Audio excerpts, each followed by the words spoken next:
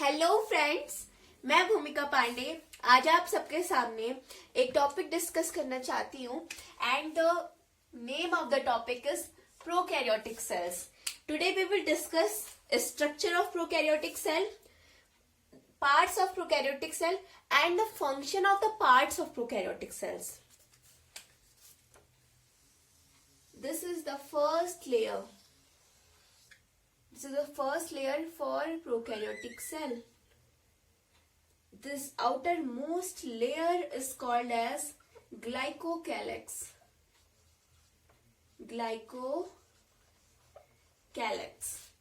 Glycocalyx can be of two types.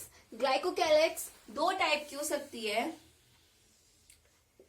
एक glycocalyx जो thin हो and the other which is thick. जो glycocalyx thin होगी वो होती है slime layer. Thin will be slime layer and slime layer चिपचिपी होती है. And the second is the layer which is thick. जो thick होती है उसे capsule कहते हैं. Capsule can be of two types. Capsule भी दो टाइप के हो सकते हैं जो कि स्टेन के बेसिस पे होंगे. तो एक हो सकता है ग्राम पॉजिटिव और दूसरा होगा ग्राम नेगेटिव. जो ग्राम पॉजिटिव होगा वो स्टेन हो जाएगा, जो ग्राम नेगेटिव होगा उसमें स्टेन नहीं होता है. Can be stain, no stain. तो जो स्टेन हो सकता है वो स्टेन इसलिए होता है क्योंकि उसमें जो लिपिड लेयर होती है, लिपिड लेयर एब्सेंट होती है. इसमें लिपिड लेयर एब्सेंट होती है. इसमें लिपिड लेयर एब्सेंट होती है इसलिए स्टेन हो सकता है. ग्राम नेगेटिव में लिपिड लेयर प्रेजेंट होती है इसलिए वो स्टेन नहीं हो सकता है. Lipid layer present. First layer. Now we will make second layer.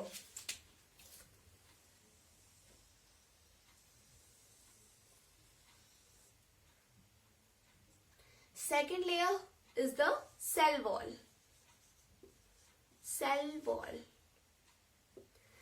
And we all know that in case of bacteria, cell wall is made up of peptidoglycan.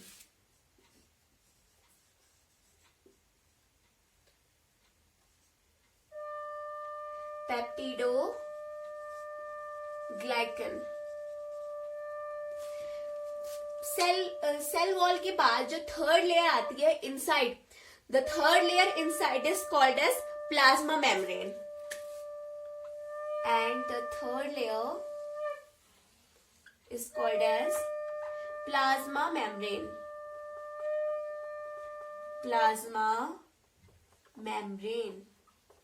और जो प्लाज्मा मेम्ब्रेन थर्ड लेयर होती है वो बनी होती है lipid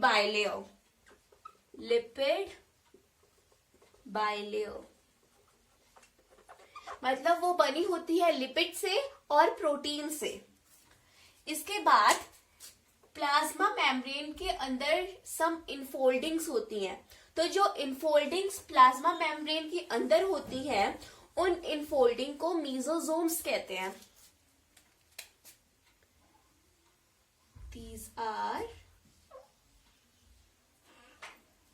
infoldings of plasma membrane.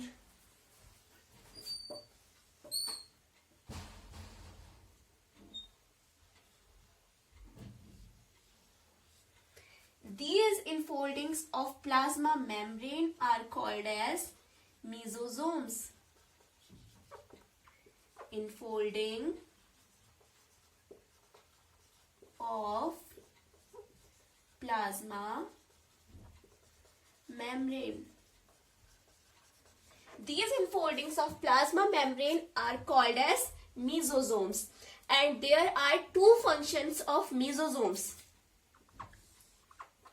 There are two functions of mesosomes. The first function of mesosomes is cell division, and the second function of mesosomes is that it help in the process of respiration. Cell division.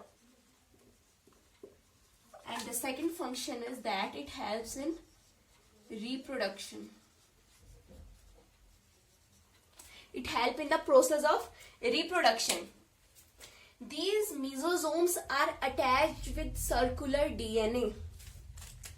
In mesosomes के साथ circular DNA attached होते हैं. These are circular DNA. और ये जो DNA होते हैं ये डबल स्टैंडर्ड DNA होते हैं. तो इन mesosomes के साथ DNA अटैच्ड होते हैं. इसके बाद इनके अंदर रिंग लाइक स्ट्रक्चर्स होते हैं. थोड़े रिंग लाइक स्ट्रक्चर्स होते हैं. तो ये जो रिंग लाइक स्ट्रक्चर्स होते हैं इन्हें प्लाज्मिड कहते हैं. प्लाज्मिड. प्लाज्मिड के अंदर दो टाइप की जीन्स होती है. एक जीन होती है एफ जीन और एक जीन होती है आर जीन. प्लाज्मिड के अंदर दो टाइप की जीन हो सकती हैं. एक होती है एफ जीन, एक होती है आर जीन. तो जो आर जीन है उसके नेम में है आर.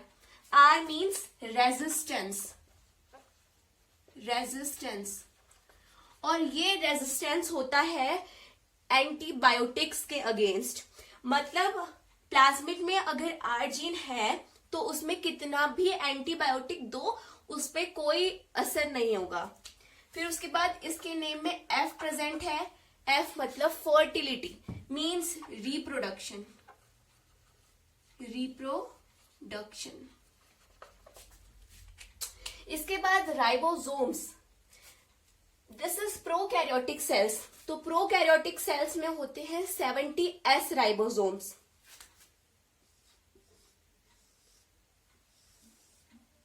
70S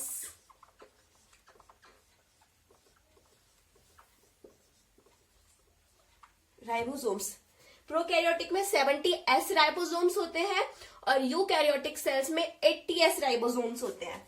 जो 70S राइबोसोम है वो दो सब यूनिट से बना होता है. एक जो ऊपर दिख रहा है सब यूनिट, छोटी सब यूनिट, और जो नीचे वाली है वो होती है बड़ी सब यूनिट. तो जो छोटी सब यूनिट होती है वो होती है 30S और जो बड़ी यूनिट है वो होती है 50S. फिर उसके बाद इसके बाहर सम स्मॉल स्मॉल स्ट्रक्चर्स होते हैं जो होते हैं पिलाई और फिम्ब्रिए.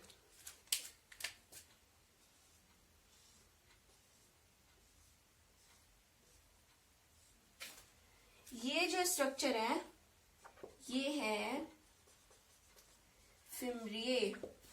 और फिम्ब्रिए का फंक्शन होता है अडहेशन टू सबस्ट्रेटम.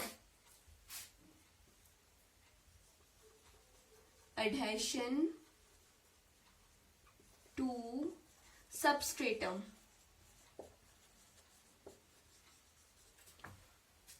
फिम्ब्रिए के साथ और छोटे छोटे स्ट्रक्चर्स होते हैं जो कि रिप्रोडक्शन में हेल्प करते हैं. तो जो दूसरे स्ट्रक्चर होते हैं वो ऐसे होते हैं. तो जो ऐसे स्ट्रक्चर होंगे इन्हें कहते हैं पिलाई. Pili. And the function of pili is that it helps in reproduction. So this is the structure of prokaryotic cell. एक बार इन सबके फंक्शंस दोबारा देख लेते हैं. तो जो फर्स्ट लेयर होती है उसे ग्लाइकोकैलेक्स कहते हैं. ग्लाइकोकैलेक्स दो टाइप की हो सकती है. एक ग्लाइकोकैलेक्स जो पतली होती है, एक ग्लाइकोकैलेक्स जो मोटी होती है. पतली ग्लाइकोकैलेक्स को स्लाइम लेयर कहते हैं. मोटी ग्लाइकोकैलेक्स को कैप्सूल कहेंगे. कैप्सूल भी दो टाइप में डिवाइडेड हो सकता है. एक हो सकता है ग्राम पॉजिटिव, एक हो सकता है gram negative. Gram positive stain हो सकता है ग्राम पॉजिटिव में स्टेन नहीं होगा। इसमें स्टेन इसलिए नहीं होगा क्योंकि इसमें लिपिड की लेयर प्रेजेंट है, और इसमें स्टेन होगा क्योंकि इसमें लेयर एब्सेंट होती है। फिर उसके बाद जो दूसरी मेम्ब्रेन होती है वो होती है सेल वॉल, और सेल वॉल प्रोकैरियोट्स के टाइम पे बनी होती है पेप्टिडोग्लाइकेन की। पेप्टिडोग्लाइकेन के बाद थर्ड लेयर होती है जो होती है प्लाज्मा मेम्ब्रेन। प्लाज्मा मेम्ब्रेन किस चीज की बनी होती है? प्लाज्मा मेम्ब्रेन बनी होती है लिपिड बाइलेयर की।